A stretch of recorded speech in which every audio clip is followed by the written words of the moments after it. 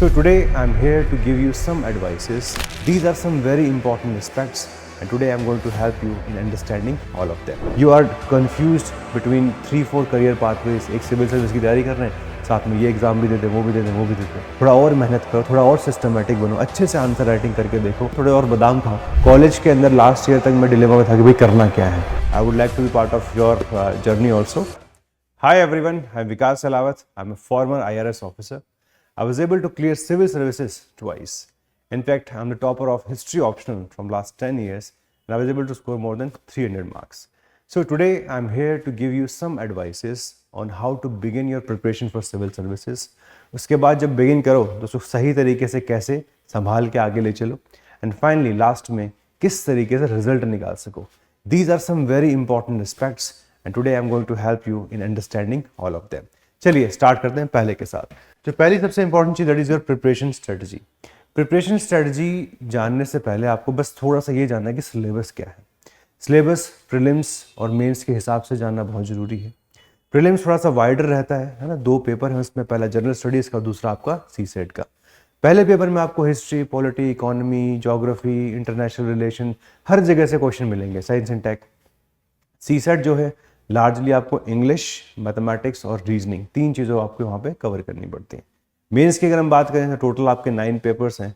9 में से 2 language paper हैं, ठीक है. 7 जो पेपर बचते हैं उनमें से आपका 1 एस्से लिखना होता है आपको. 4 पेपर आपके जनरल स्टडीज़ के फिर से है. इसमें पेपर 1 में अगर आप देखोगे तो हिस्ट्री मिलता है आपको, ज्योग्राफी और society. Paper 2 is polity, governance and international relation. Please सबका सिलेबस जरूर देखिएगा डिटेल में, side by side. It is available on the site of PW also as well as on the site of UPSC also. GS3 में आपको economy, science and tech, internal security, these are the broad topics, right. And अगर 4 की बात करें तो वहाँ ethics है. Ethics is all about the morality as well as understanding the basic nuances of human life, जिसमें एटीट्यूड, एप्टीट्यूड एक्सेट्रा एक्सेट्रा काफ़ी सारी चीज़ें होती हैं. प्लस आपको केस स्टडीज़ दिए जाते हैं, लाइव आपकी एक चेकिंग की जाती है, कैसे आप एडमिनिस्ट्रेटिव बेंट ऑफ माइंड आपके पास है या फिर नहीं है. एक आपको ऑप्शनल चूज करना पड़ता है. ऑप्शनल बहुत सारे हैं, यूपीएससी ने बहुत लंबी लिस्ट दी हुई है.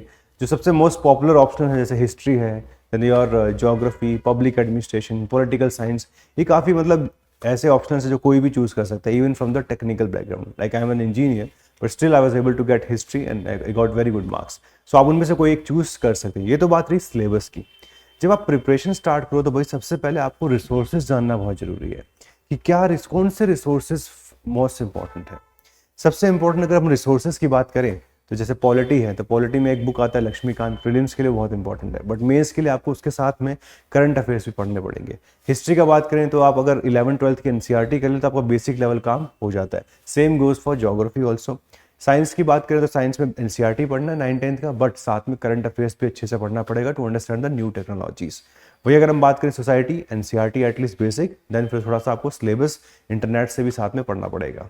अगर हम पेपर 2 की बात करें तो वहाँ पे गवर्नेंस का एक पार्ट है जिसमें लार्जली जो टॉपिक्स हैं अगर आप इंटरनेट से पढ़ें प्लस साथ में कोई भी बुक रेलिवेंट उसके लिए करेंगे तो काम हो जाएगा.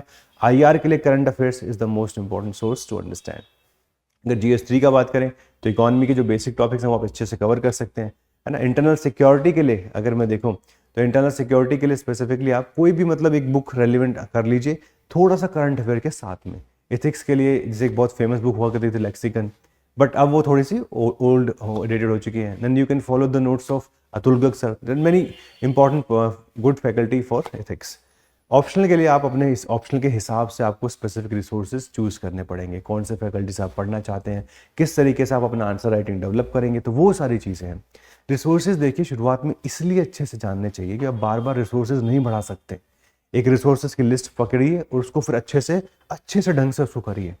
और इन्हीं चीज़ों को मतलब आपको हेल्प करने के लिए PW इस टाइम पे एक बहुत इंपॉर्टेंट बैच लॉन्च कर रहा है, ठीक है. This batch is known as Sankalp 7.0. This batch is going to give you certain important resources जिसकी किसी भी बिगिनर को रिक्वायरमेंट होती है. तो चलिए जानने की कोशिश करते हैं. सबसे पहले आपको live as well as recorded lecture मिलेंगे. अगर आप वर्किंग हो तो रिकॉर्डेड भी आप साथ में कर सकते हो बाद में. सीसेट क्लासेस, आंसर राइटिंग मिलेगी, डेली MCQ, है ना. अगर मान लीजिए आप प्रीलिम्स प्लस मेंस के साथ में प्रिपरेशन करना चाहते हो तो भाई आपको MCQ प्लस मेंस दोनों साथ में करना पड़ेगा, तो वो आपको यहाँ पे हेल्प आउट मिलता है. वीकली करंट अफेयर लेक्चर्स मिलते हैं, रेगुलर डाउट सेशन होते हैं, most importantly study material by expert, सारा अच्छे तरीके से इसमें मिलता है. In fact I also take some of the classes okay for history. So if you want to get mentored by all of us and get the best quality of teaching, then you can think about becoming a part of this just batch. Now more important things which you need to understand कि भाई ये तो अब batch start हो रहा है, ठीक है. स्टडी प्लान कैसा होना चाहिए? देखो डेली बेसिस पे मुझे लगता है कि जो बिगिनर है एटलीस्ट 6 to 8 आवर्स उसको मिनिमम बिगिन करना चाहिए, एटलीस्ट 5 days अ वीक. इसके साथ आपको स्टार्ट करना है. आपको जितना भी आपका सिलेबस है ना, उसको एक टाइम जोन लेना चाहिए कि भाई मुझे अगर एक साल में पूरा सिलेबस खत्म करना अपने पूरे के पूरे जीएस का, तो आप उसको डिवाइड करना चालू करिए कि भाई हमने मंथली बेसिस पे सपोज अगर हिस्ट्री कवर करना है तो उसको इस वीक का टारगेट क्या है ना, इस वीक में हम कितना कवर कर पाएंगे. डेली 3 घंटा पढ़ना है अगर हिस्ट्री को, तो उसके हिसाब से उसको डिवाइड करिए और फिर डेली बेसिस पे उसको फिनिश करिए. देखिए लाइफ में मोटिवेशन तभी रहता है जब आपको कुछ एंड प्रोडक्ट रात को सोने से पहले दिखता है कि हाँ मैंने कुछ अच्छा काम किया.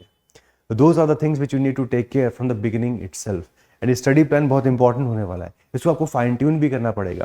जैसे अगर मान लीजिए 1 साल बाद मेरा प्रीलिम्स है तो पहले मैं मेंस पे फोकस ज़्यादा करूंगा, उसके बाद धीरे धीरे मैं प्रीलिम्स के साथ तरफ थोड़ा सा ध्यान देना शुरू करूंगा और लास्ट के जो 3 महीने हैं लगभग प्रोबेबली वो पूरा डेडिकेट करूंगा अपने पूरे प्रीलिम्स के पास. ऑप्शनल जो है मैं चाहूँगा कि शुरुआत में ही आप लोग करें.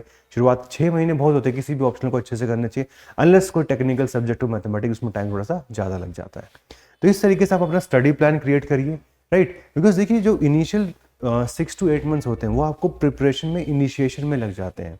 अपना सिलेबस कवर करना स्टार्ट करते हो, मोटिवेशन थोड़ी सी और लेके आनी पड़ती है. तो ये सारे चैलेंजेस हर किसी को आते हैं. मैंने जब तैयारी की थी पहले 6 महीने में बहुत ज़्यादा अच्छा उतना प्रोडक्टिव नहीं हो पाया जितना हो सकता था, बट चीज़ें देखिए धीरे धीरे करके इम्प्रूव करेंगी. और जब हम लोग पीडब्ल्यू पे आप लोगों के लिए अच्छा बैच लॉन्च कर रहे हैं तो you can become a part of it and get a best kind of motivation with respect to this. जो बच्चे मतलब 1 साल मान लीजिए हमारे साथ फाउंडेशन करते हैं उसके बाद भी हमारे साथ जुड़ा रहना चाहते हैं, क्यों? बिकॉज उन बच्चों के लिए भी हमने ना कुछ एक स्पेसिफिक पार्ट किया हुआ है, ठीक है. देखिए जैसे आपने हमारे साथ एक थोड़ा सा फाउंडेशन वाला पार्ट कर लिया, लेकिन उसके बाद अगर आप चाहते हो कि रेगुलरिटी मेंटेन रहे for a very long time, है ना, अकाउंटेबिलिटी मेंटेन रहे, उसके लिए हम कोशिश ये करते हैं कि आप फाउंडेशन के साथ साथ ये एक और एड ऑन है that is known as select 360. तो ये भी आप एड ऑन कर लीजिए. इसका फायदा क्या मिलेगा आपको? मेंटरशिप मिलेगी आपको, राइट. साथ में आपको कुछ स्पेसिफिक सेट ऑफ वीडियोस मिलेंगे जो आपको आराम से मतलब फ्यूचर में भी हेल्प करने वाले हैं. प्रीलिम्स मेंस की टेस्ट सीरीज भी मिलेगी फ्यूचर में, राइट. एंड मोस्ट इंपॉर्टेंटली आपको हार्ड कॉपी मिलेगी सारी की सारी बुक्स की. देखिए रिसोर्सेज जब तक फाइनलाइज नहीं करेंगे, जब तक आप भटकते रहेंगे, उससे अच्छा है कि आप एक अच्छा रिसोर्स पैकेज अपने पास रख लीजिए. और ये जो पूरा बैच है ना, this going to begin for the अगर इंग्लिश बैच की बात करें तो 17 फरवरी और हिंदी की बात करें तो अराउंड 5 फरवरी या 5 फरवरी से स्टार्ट हो रहा है. इस पूरे के पूरे जो प्रोग्राम है उसका ब्यूटी यही है कि best of the best faculties are going to take it and you can just learn at a very affordable price. तो वो यहाँ पे मेंशन्ड है, आप उसको देख सकते हैं, right. Let us now go back to our journey कि हम जिस चीज़ की बातें कर रहे थे. चैलेंजेस. जब आप कॉलेज से निकलते हैं जिंदगी की सबसे बड़ी दुविधा यही होती है कि distraction. What do you wish to do? Distraction doesn't mean necessarily कि भाई you are in a relationship or you want to have a relationship with someone. That's not just the distraction. Distraction means anything which can deflect you from your designated pathway. अगर आप सोचिए आपके दोस्त हैं वो job करना start कर देते, they have some income, you feel like यार मैं भी कर लेता हूँ, तो वो भी एक डिस्ट्रैक्शन की तौर पे काम कर सकता है. You are confused between 3-4 career pathways. एक सिविल सर्विस की तैयारी कर रहे हैं, साथ में ये एग्जाम भी देते हैं, वो भी देते हैं, वो भी देते हैं. It's okay to have a plan B. But शुरुआत में मुझे लगता है कि 1 साल के लिए एटलीस्ट बिना डिस्ट्रैक्शंस के आपको पूरा फोकस करना चाहिए. डेली बेसिस पे अननेसेसरी फ़ोन यूज़ करना, है ना, महंगे फ़ोन खरीद के उनके पीछे लग जाना, वो सारी चीज़ें आपको नहीं करनी है. बिकॉज देखिए डिस्ट्रैक्शन जितने ज़्यादा रहेंगे लाइफ में, सक्सेस उतनी कम रहने वाली है. मैं ये नहीं कहता कि डिस्ट्रैक्शन खत्म हो जाएंगे तो फेलियर ज़ीरो हो जाएंगे, नो, ये डायरेक्टली इक्वल नहीं है. बट फेलियर के जो चांसेस है ना वो रिड्यूस हो जाएंगे, दैट इज़ 100%. वहीं जब आप मेहनत करेंगे अच्छे से, तब भी मैं ये नहीं कहता कि मैं फर्स्ट अटैम्प्ट में पूरा 100% निकल सकता है. मेरा खुद थर्ड अटैम्प्ट में निकला है. First attempt I was able to clear prelims, second I was able to clear the mains. Interview में अपीयर हुआ, उतने अच्छे मार्क्स नहीं आए, बट सेकंड अटैम्प्ट तक मुझे समझ में आ गया था मेरी सारी weaknesses, and third attempt I was able to get a rank. और इंटरव्यू में मार्क्स ड्रास्टिकली अच्छे अपने मेरे उस टाइम आ गए.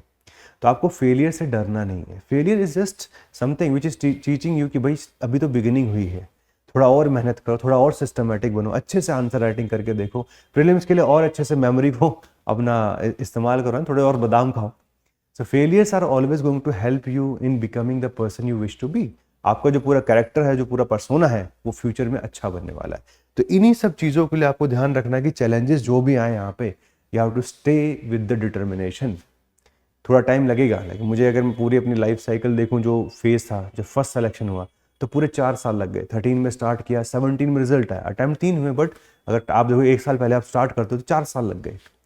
बहुत लोग कहेंगे 4 साल तो बहुत ज़्यादा है, बट यार उसके बाद की जो ज़िंदगी है वो आपको कोई और थोड़ा ना दे सकता है ना। जिस तरीके से उन गवर्नमेंट ने आपको ट्रेन कराते हैं, we were taken outside India, okay, we were trained in the Europe, we were trained even in India in multiple places, coordination with multiple agencies, and you get that kind of exposure which is not possible in the private sector.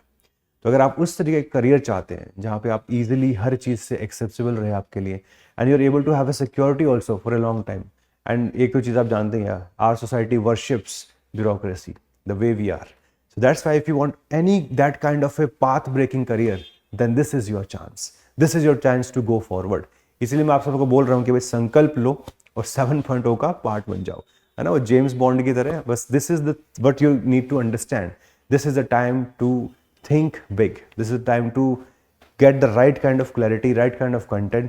Otherwise क्या होगा, बहुत ज़्यादा unnecessary चीज़ों की तरफ आप जाओगे। Today information warfare is there, right? सिर्फ countries के बीच में नहीं, पूरे YouTube पे unnecessary videos इतने ज़्यादा उन पे आप देखते हो, है ना, इधर उधर की स्ट्रेटजी बताते हो, 5-6 महीने खराब हो जाते हैं बच्चे के, वो फिर से डिसहार्टन होकर प्रिपरेशन छोड़ देता है। इससे अच्छा ना कि सिस्टमेटिक स्टडी चलती रहे और फिर बाद में आप एक इंक्रीमेंटल प्रोग्रेस की तरफ आगे बढ़े। This is what I always say to my students कि भाई कोशिश करो इस तरीके से आप आगे बढ़ पाओ। In 2021 rank 1 she was my student, she was from history optional, she scored more than 300 marks, right.